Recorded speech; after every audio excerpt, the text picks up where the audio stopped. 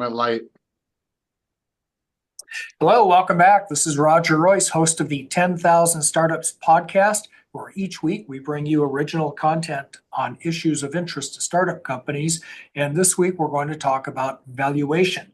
I have with me this week two podcast guests rather than one, both from the company Complete Advisors. Nainesh Shah is a CFA, CVA, co-founder and director of valuation. He's got over 25 years of experience in business valuation.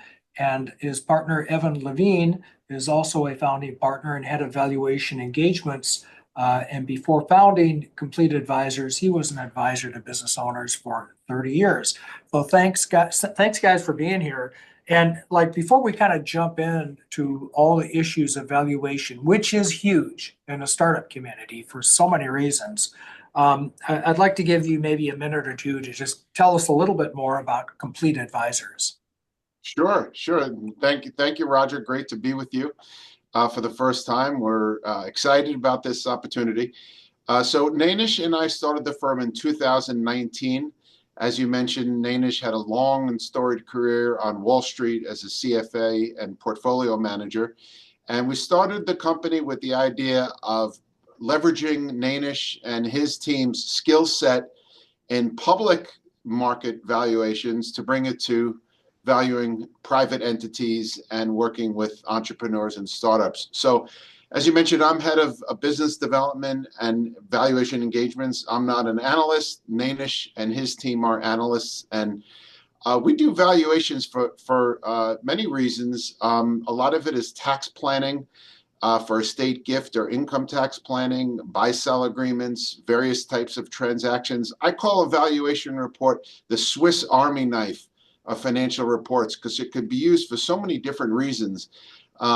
It could be a legal, tax, or official reason, or it could be a tool to negotiate with lenders, or negotiate with investors, or to come up with exit readiness, or, as you know, 409A in the startup world. So it's a very exciting field to be in. There's a lot of different applications and benefits of getting an entity valued. So with that, I'm going to turn it over to Nainesh.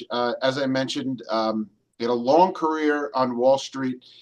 He actually, I could brag about Nainesh, so he won't brag about himself. I could brag about him.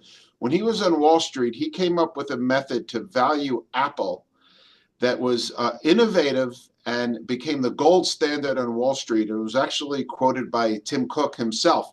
So it's been really interesting having Nainesh and his team take those ideas and borrow from Wall Street and bring it into private market valuations. So with that, I'm going to let Nainesh get a little more Yeah, technical and talk about our approach I to I, valuations. I won't talk much about. Uh, I think what Evan was referring to is something that the word was coined later on is called CBCV, consumer-based corporate valuation. It's still not as prevalently used as it should be, but in the startup world, it has a lot of relevance because most of the time startup worlds want a higher valuation, and this is one way to think about how to come up with a valuation that justifies what's going on in the market today.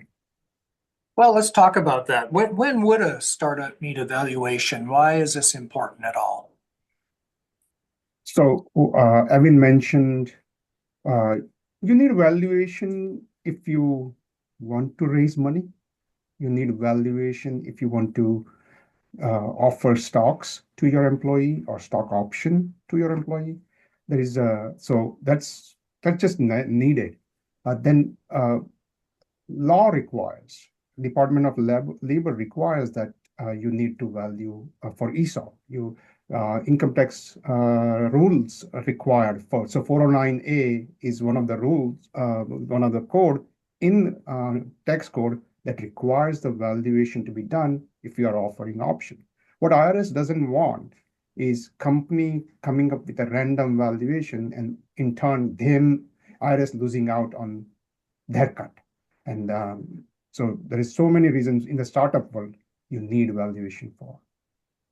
Yeah, so you hit on one that we don't often talk about here, and that's the ESOP. And just to make sure our audience understands, because sometimes people use that word to mean a stock option plan, but you mean it differently. You mean an employee stock ownership plan, which is Correct. a much different thing, which is it is a retirement plan governed by ERISA and the Department of Labor. And I Correct. think, and isn't how often, and that requires, it's where the employer will actually contribute stock to a trust for the benefit of employees, much different than a stock option plan. Correct. And in that case, I think you said you need to value that stock. Is that annually or whenever they make a contribution? Yeah, so uh, I think in both cases, you in 409A valuation or ESOP valuation, it has to be done at a regular frequency, generally annually. But if there's some big event that happens, so if startup gets a new funding or they have a new innovation or they get new client, significantly large client, then it needs to be revalued. So the frequency has to be, if in particularly in 409A case, it has to be at a point when there is a significant shift in the business. Yeah, gotcha. Well, let's talk more specifically. I'm sure you've got lots of war stories from your valuation days. Can you give us some examples of some of the projects you've worked on? Yeah. So we do multiple type of valuation, as Evan mentioned. Trust and estates is one large category, and then 409 is another category. Then anything connected with exit and M&A type of work.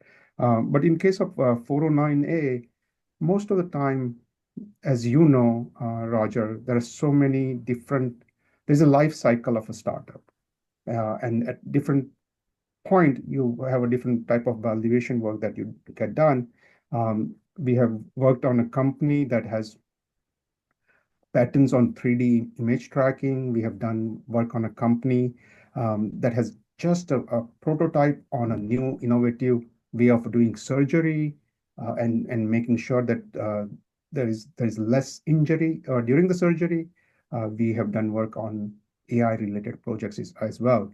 And the complexity arises when there's a multiple different cap structure, right? So looking at the cap table and understanding how that each one should reflect in the valuation. So yeah, no, interesting work. It's always exciting to see a success coming out of what a startup does and what our valuation can help them to do. Yeah, so let's talk about a couple of those. I mean, we've talked in this podcast before quite a lot about 409A valuations. We've touched on trust and estate valuations, but I think it's worth maybe revisiting that. Yeah, So why is that important in a trust and estate? and I Evan, guess we'll jump call in it. whenever you think it's relevant. But so I think it's not appreciated as much in the startup world because the founder or co-founders are might be so busy with innovating something or creating a new technology, and so they are not thinking about planning for future. But just imagine if you have a company that is valued at $1 million today, and it turns to be $100 million 5 years out, that $100 million creates a significant tax consequences. So what Mhm. I think trust and estate in the startup world can do is you plan, you transfer your ownership to a trust, and of course you need attorney and attorney's help in all this process. But you transfer your ownership into trust. Now the ownership, the growth of the value happens within the trust, and there is no tax consequences till something happens within the trust. Yeah. So you can see there is a significant tax saving that can happen. This is just a one conceptual idea, but then we can go into if possible, if the company can qualify for QSBS, then you can save a lot of taxes from that type of structure also. And I think you probably can talk Yeah. way more than I can about stacking of different QSBS in a combination and saving a lot of taxes for the founder. One of the first projects we did about 5 years ago was a very wealthy surgeon had a startup of this medical device with his son, and the attorney recommended that the startup entity is valued professionally and gifted to a trust. I think the father had already gave away his maximum exemption amount, And like Nainesh said, the thinking was to spend a little money on the trust and the valuation. And in that case, it's almost like insurance against success. If it becomes very successful, then it's out of the estate. So that type of work does come to us from time to time. And Yeah, valuation is really at the cornerstone of that kind of planning. I mean, I often tell people that estate tax might be, the most voluntary tax we have because you got a whole lifetime to plan around it and to do leverage gifting, to gifts through trust, to things like that. But the fundamental principle, just so our audience understands, kind of the basic idea is that you're giving away property when it has a low value, so that when you die, that property has a high value, but it's not in your taxable estate, so it avoids tax. That's kind of at a super high level. that's But it. That's it. yeah, Yeah. and to do that through all of the complex, fancy, sophisticated legal strategies we have, valuation is right at the heart of that. And Yes. when these things get challenged by the IRS, never are they, are we arguing over legal concepts and picking apart the document. It's always about this factual issue. How good is your valuation? And Yeah. that's why you really have to have a professional involved. And the better your valuation, the higher your odds of success, right? That's Yeah, it. it's the question is how well the report is written and how well numbers within the report are supported. So we have this internal concept that we call quiet acceptance by IRS, where IRS agent or engineer looks at it and says, yeah, this report makes total sense, and they just accept it. But to come to that point, you need a lot of analysis and a lot of supporting documents in the footnotes and And exhibits. And yeah, it ends up being, over 100-page report. But that's what I think and it ends up, IRS would need it. the thing, Roger, that's interesting about that is that oftentimes the impetus of doing the project is that it's required for IRS purposes, but the feedback that I get uh, in many cases is that there was value added that the client didn't expect beyond just tax compliance. Getting a business valued professionally, if someone hasn't done it, is a big deal. A lot of questions are asked, a lot of data is gathered, particularly the way Nainesh and his team go about it. There's a lot of probing, and you learn a lot. When Nainesh and I partnered, he valued my business, and that was the first time I had been valued professionally. Businesses owners think they know what it's worth, and then they go through the professional process, and it could be very eye-opening. So the feedback we get is the process itself enables folks to face some of their strengths and weaknesses and how organized they are and strategies perhaps to enhance value. So, going through the valuation process, I think can yield a lot of benefits beyond just tax compliance. So sometimes what happens, Roger, startups can be too scattered. So when you start asking focused questions, they understand that they might want to narrow it down so that they can. Sometimes the value accretion happens if we are focused, not if you're too scattered. And those type of analysis kind of comes out. Yeah, it's funny to hear you say that because oftentimes when I meet a new client, usually valuation is one of the first things I ask for. Not so much because I want to know what they're worth, because I'm going to get a really good summary of what the business is and Correct, what they exactly. do and how they make money. Yeah. Because otherwise, I might be hearing a lot of buzzwords and jargon I don't understand. But if I read the valuation report, I'll be way ahead And of that. you deal with startup founders all the time, and these are visionary people, and they know how to sell their ideas. But you have to go into the nitty-gritty of numbers and where do you get your projection from. So that's where we bring in our skill set. Yeah. Yeah. So I got it. Sorry, go ahead. No, you go, Roger, please. Now I got a technical question here, probably for Nainesh. Someone once told me that you'll know you got a good valuation if they take into account the three discounts. Do you know what they're talking about? Yeah, I generally in my world we think in terms of two discounts. One Two is discounts. discount for lack of control, or discount for lack of marketability. But in case of startup, sometimes see startup world is slightly different than your regular companies. In startup world, you usually the founders are looking for valuation which is higher, and discount reduces the value. So that's where we can think about this innovative valuation techniques that Evan brought up earlier. Is what is the value of this company based on this fantastic future that we can see, and then value it that way. But discounts are part of valuation process, because just think of it this way: if you compare public market, which is priced every day, it's completely marketable, meaning you have Apple stock today in your hand, you sell it, you can sell it in 2 minutes, 2 seconds rather, and then you get your money. That's marketability, completely easily sellable. But similar company private, you cannot take that stock and sell it. That's a marketability discount. On the flip side, if public, let's say Twitter was a public company and then became private, and Elon Musk had to pay significant premium to bring it private.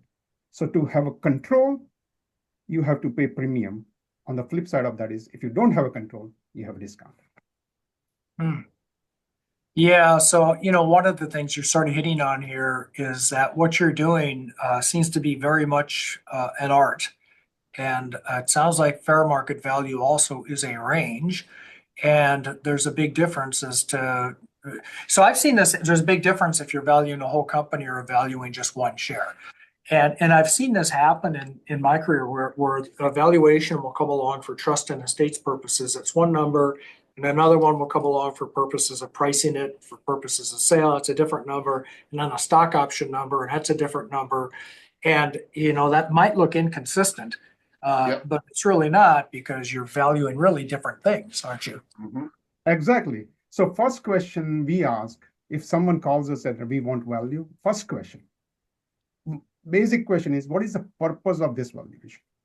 And you hit it right on the nail. Is if your purpose is X, then valuation can be in certain range. And if your purpose is completely different, and so let's just say trust and estate, that's a different purpose compared to selling a business. Selling a business can be significantly higher or different, and that drives the purpose. Let's step back. As you mentioned, valuation is part art and part Part science. art, part science. There are a lot of core fundamental financial principles that you have to apply, but those principles come in ranges, and then that art is your judgment, you valuation analysts judgment, you subjective judgment about how to apply those principles. And so yeah, purpose Yeah. definitely drives. Yeah. And Nainesh always reminds me the art part, that there is a range, and things can be adjusted within reason. But if a valuation report is done for gift tax planning and it's mailed to the IRS with a certain number, and then there's a transaction 4, 5, 6 months later at a dramatically different number, you better have a good explanation for why. So, But look, I think Roger, if we value something for IRS, and value is, let's just throw a number, $20 million, right? And there was no conversation about future transaction, then we can easily justify that. as long as the But if report is, yeah. there's a memorandum of understanding in your hand which says your valuation is 25 million, now you have to be really critical to use that. First of all, you have to bring it up in your report, but to have a value different than that, you have to really Right. justify. That's the idea of known and knowable. Correct. Anything known and knowable at valuation date, as of the date, needs to be in the report. Okay. If it's just in your head, it doesn't. But if it's something's out there, then it's considered.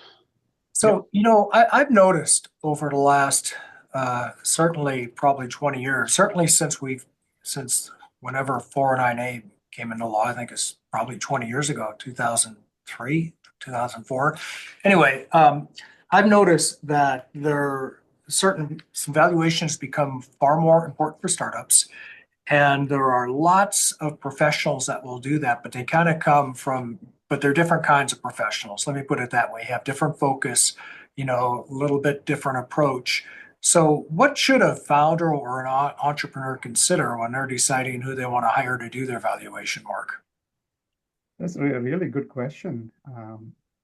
Qualification is critical, meaning does the valuation analyst understand startup world? Because it's completely different than your mature companies. And this is fundamental qualification that even USPEP, which is the underlying standards that we all think about, is appraiser should understand the asset, or they should have experience with the asset that they are trying to value. Asset here is a startup business. The other component of the asset is technology. What type of technology? Is it medical technology? Is it software technology? Is it hardware technology? Is it car automation? If you're not aware of the technology, then it's hard. So you should look for someone who's more aware. The other component is how much in depth are you going to do you expect the analyst to go? So you can go to some technology website and put your number and you can get a valuation done. But is that enough for you today, or is it something that you can use for future? I know Evan probably has some more. Well, no, I was surprised to learn when we first started doing the IRS reports what defines a qualified appraiser. And interestingly, there's no designation or educational requirements per se. The driver, as Nainesh said, is how much experience does the analyst have in valuing that type of business or entity? Are they qualified in that regard? Have they done it in the past? Are they qualified and experienced in valuing whatever they're valuing? So if it's real estate, how much experience have you done it? If it's artwork, how much experience have you done it? Business, startup, same thing. Mm-hmm. It's the depth. That's why you probably find, Roger, you will find specialized people in valuation space. So some people are just specializing in intellectual property. Some people are specialized in name and likeness. Some people specialize in valuing litigation. Okay. All right. Well, is there anything else we want to cover here before we conclude our podcast? Any other major points about valuation that our startups should think about? I think founders should, first of all, they have to focus on what they are trying to create. But valuation should always be done timely manner, because we have seen companies that struggle because they haven't done valuation and they haven't thought about stock option properly, and then they have to go back and it's too much hassle. So I would suggest your founders should, the listeners should think about valuation early and get it done. Yeah. Final question is, how do people contact you if they want to get a hold of you? You could check out our website at completeadvisors.com. Contact information should be there. And you could call or email either of us, and I'm happy to share that information with you after the call. And we'll drop the link into the show notes as well as your email addresses, if that's okay. Yeah. All right. Well, thanks for being here. This is Roger Royce, 10,000 Startups. We've been talking with Evan and Nainesh from Complete Advisors on startup valuation. So again, thanks guys for participating, and thank you audience. We'll see you all next week.